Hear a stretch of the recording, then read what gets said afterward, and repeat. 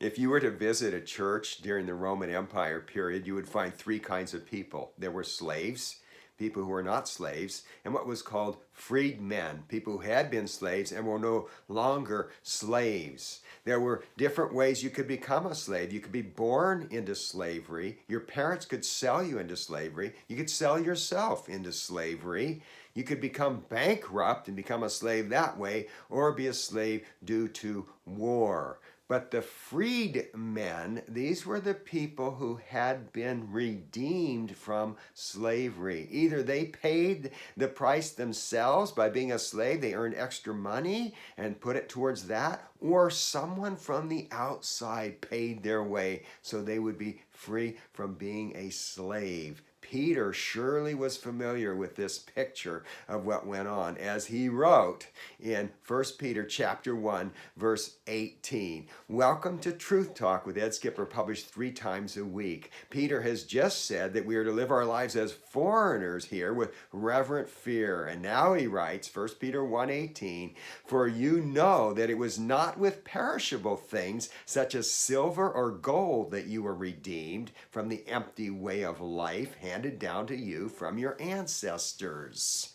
The empty way of life handed down. We were slaves to our sinful nature before redemption. We were slaves to the punishment that was due us because of our sin. And we were slaves to the empty way of life handed down to us.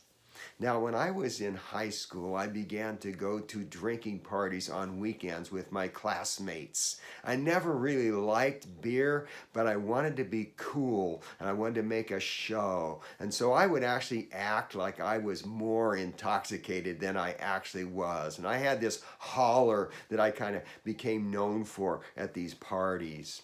Well, one night, coming home from one of these parties, I just had this empty feeling in me. I had been hypocritical. I was pretending to be something that I wasn't. And the whole party scene just seemed so empty and useless to me that I said, I am done with it. And even in my college years, I never returned to that party scene because of its uselessness. Futile, useless, without benefit. You have been redeemed from that empty way of life. Much of what the world celebrates in politics and in sports and in entertainment and so forth is useless and futile and empty. So I encourage you, don't pursue those things that aren't going to matter eternally. When I think of empty, I think of a cookie tin. It looks so good and so attractive, and you go and you open it up and there's nothing in there. Have you ever had that happen?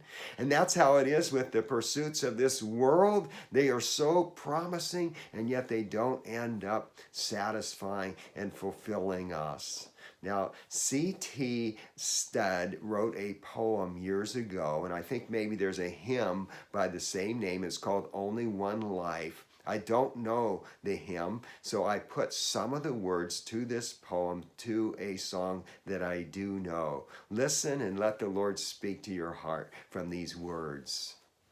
Only one life, so soon it will pass. Only what's done for Christ will last. Only one chance to do His will. So give to Jesus all your days. Hey, check out 118 previous episodes of Truth Talk with Ed Skipper. I know there's subjects in there that will be of interest to you. And until next time, knowing if you are a believer in the Lord Jesus Christ that you've been redeemed from that empty way of life, may you pursue those things that have eternal value.